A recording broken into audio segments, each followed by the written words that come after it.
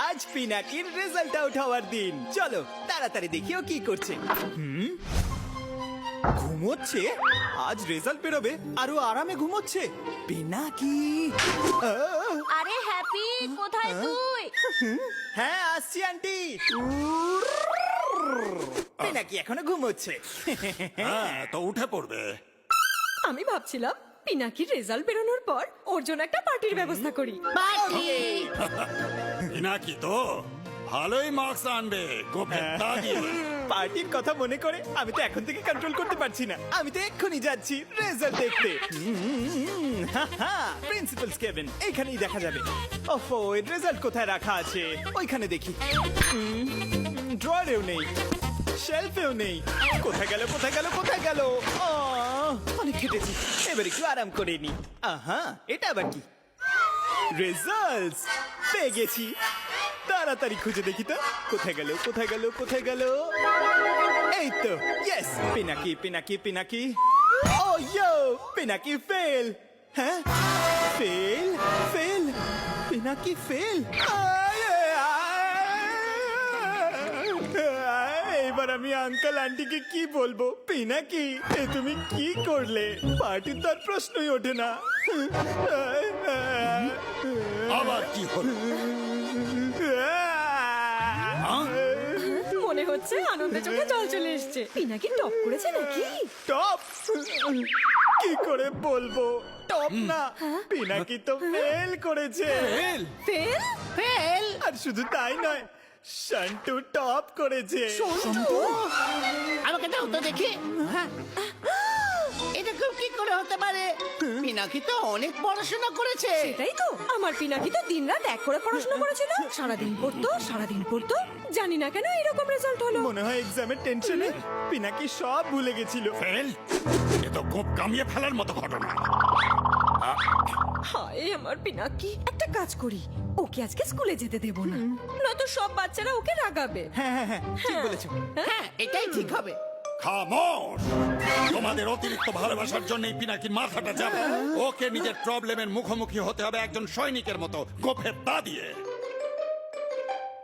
ও স্কুলে যাবেই যাবে। পিনাকি সৈনিক নয়, বাচ্চা একটা। আজ পিনাকি স্কুলে যাবে না। ও যাবে না মানেটা কি? আমি পাঠিয়ে দেবো স্কুলে। কে কোথায় যাবে? আরে পিনাকি, উঠে পড়েছিস? ভালো হয়েছে, আমরা যাচ্ছি মলে। চল, শপিং এ যাবি? শপিং? হ্যাঁ, আজকে দুজন শপিং এ যাব। আন্টি, আজ আপনি কাপ্পুকে নিয়ে যাবেন প্লিজ। গপ্পু, ওই দেখ, ও বইবে আমার শপিং এর ব্যাগ। কি হলো, দম পেরিয়ে গেল তো? নিজেই দেখ, গপ্পু একটা মাত্র ব্যাগও তুলতে পারছে না। আন্টি আপনিও না, এত করে তো আমিও তুলতে পারবো না। আর আজ আমার স্কুলে যাওয়া খুব জরুরি, আজ আমার রেজাল্ট বেরোবে। হ্যাঁ, ঠিকই বলেছো। পিনাকি তুমি যাও, রেডি হয়ে নাও। সোলজার সব সময় পাংচুয়াল হয়। যাও। পিনাকি, আরে আরে, কেউ আমার সাহায্য করো, এই হাড়গুলো জোড়া লাগাতে। মনে হয় আজ ভূতেদের হাড়ের ডাক্তারের কাছে যেতেই হবে। পিনাকি, রেজাল্ট কাল দেখে নিও। দেখো দেখো দেখো, আমার মাথাও ঘুরছে। ঠিক আছে, চলো যাবো। হ্যাপি!